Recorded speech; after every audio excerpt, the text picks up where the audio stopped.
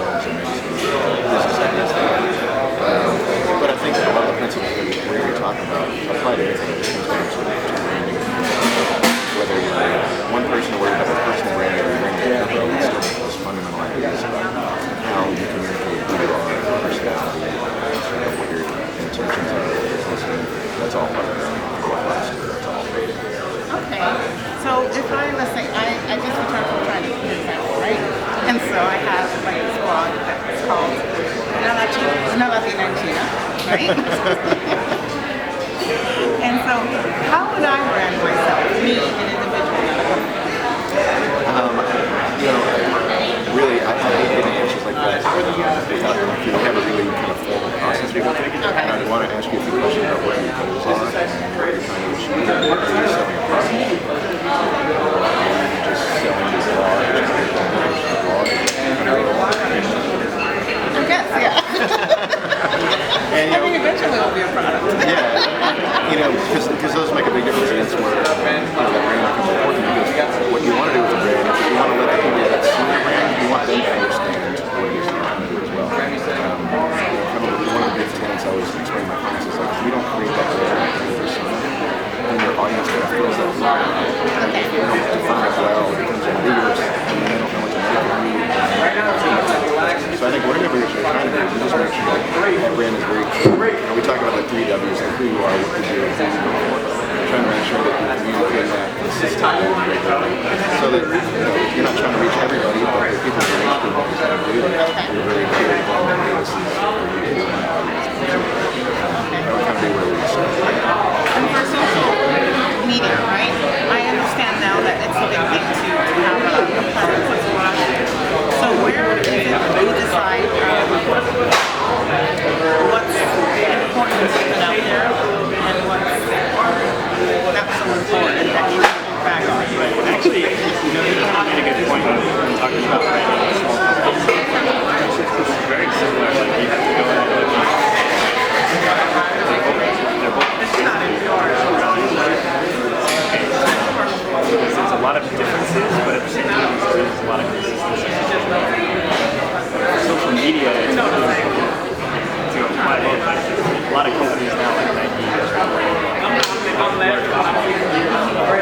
they both kind of put out more on the personal side. That's like people using those products.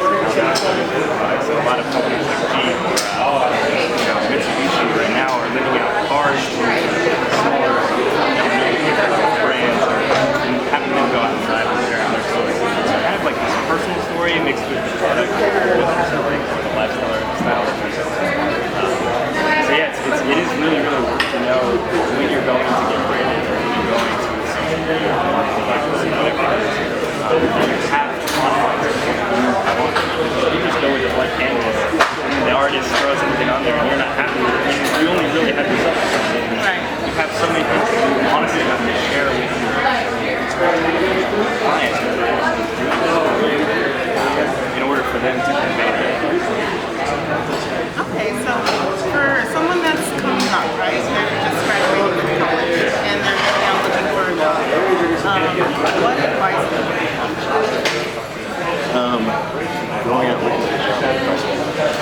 Yeah, I think the big one, we talk about this all the time, especially as it relates to personal branding, is I think young people, they live their lives so much online, they don't think ahead into how long their memory of the internet is. They start going out looking for a job. Yeah, it's forever. And so they start looking for a job, and your employer is going to give you a resume, and then he's going to look you up online. He's going to look at your Facebook, your Twitter, and see what kind of person this guy is not sitting in the conference room.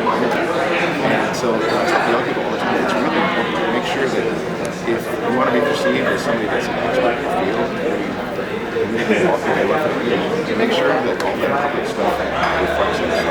You want it to be tequila shots, you want it to be, hey, like if you're going to get into branding and marketing, be posting things about branding and marketing articles, things that are just too much. And then, when I go Google, you want to see that. It's like, this guy really gets it, he understands it, and he's the person that we're working with. So that's my biggest advice for young people. Just remember, if it's on the internet, it's safe. Okay. You're a youngin', so what advice? Well, along with what you said too, always work, always be working, because it translates really well when you start to enjoy what you're actually doing. So hunt for what you're going for. You know, it's like you can't go work for a oil and gas company at home. You're like not working. You know, you're not in the mindset of like, oh, I really want to go help the oil and gas company. If you want to do something, you're going to do it. You need to reflect that. Absolutely. And I think it helps a lot too for someone like me because I mean to start like branding now, and if I ever wanted to go work for them, they might look back and be like, oh, this guy has done this before. He's got a good resume. Not only does he have a good resume, but he's also been doing things. I think it's really important. Yeah, what's up, man? There's an expectation that if you're really going to be an expert in your field, you're really ideally, you're kind of expected to be living and breathing that all the time. On social media. Yeah, once a hours, you're still pursuing it and still passionate about that. Exactly. You know, I have friends that they work all day, like at an oil and gas field, and I see them at night complaining about their job on Facebook. Yeah. How long do you expect to work at that company?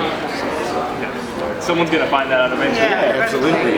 The internet remembers forever. Young people utilize it. So you seem to love what you do. Is this what you started out as from the beginning, or have you worked into what you're at now? You know, it's funny. I've always been into art and design, even at a young age. But when I was in high school, a sense of my age, the internet wasn't a thing. So when I was taking art classes, I didn't think I was ever going to be and actually after high school, I went into the music industry. I was a session guitar player for a while. Yeah, that was kind of my first thing out of high school. I worked for a few years in, you know, music production house with commercials. This was in Austin. Okay. And my, you know, I kind of at the time was thinking, you know, I was like, do here, and just through a series of events, I ended up getting into that. Basically, my boss opened up an interview division because they kind of saw this hobby industry as well, which is just me working late at night and learning Photoshop and what else was. And then we sold an interactive CD-ROM project. It was doing 2 weeks. There's software to go and just learn it. But after doing that for a few years, I realized there was a lot more financial rewards on the design side than on the music side. So I found like I needed to make that choice to go in this direction. Oh man, I actually was an architecture major in college.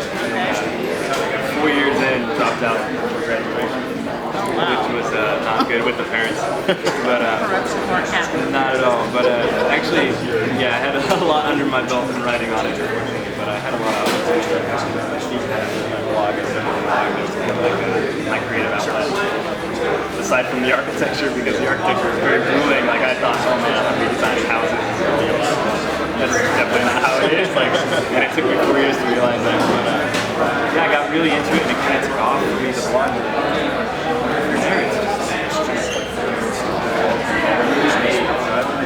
I've really been doing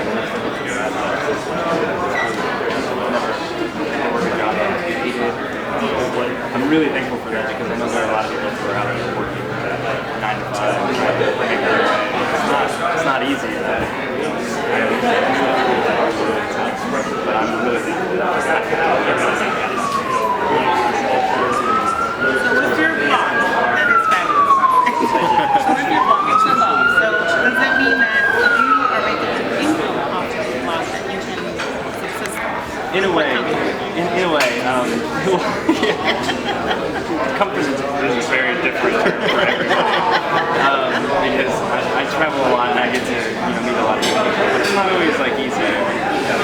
Stuff on the street here and there, and like it's been fun, but just the community of people you get to either at home houses or whatever it is. And it's not always just money. Oh, you do couch surfing? I do all the time. And yes, I love that. You can do a lot of in advertising. I wanted to because I wanted it to be very content heavy where people are just going to it and not having to worry about the ads or anything. That being said, it's like, no, it's not like I'm always making money off of it. But I started to make jobs off of curating the type of aesthetic that I'm just bringing to the blog and actually physically making product development, branding, a little bit of things like that.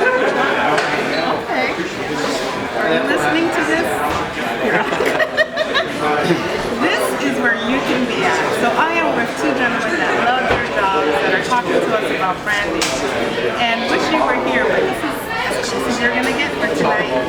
For the Venture Online, this is Vicky Munoz. Thank you for joining us.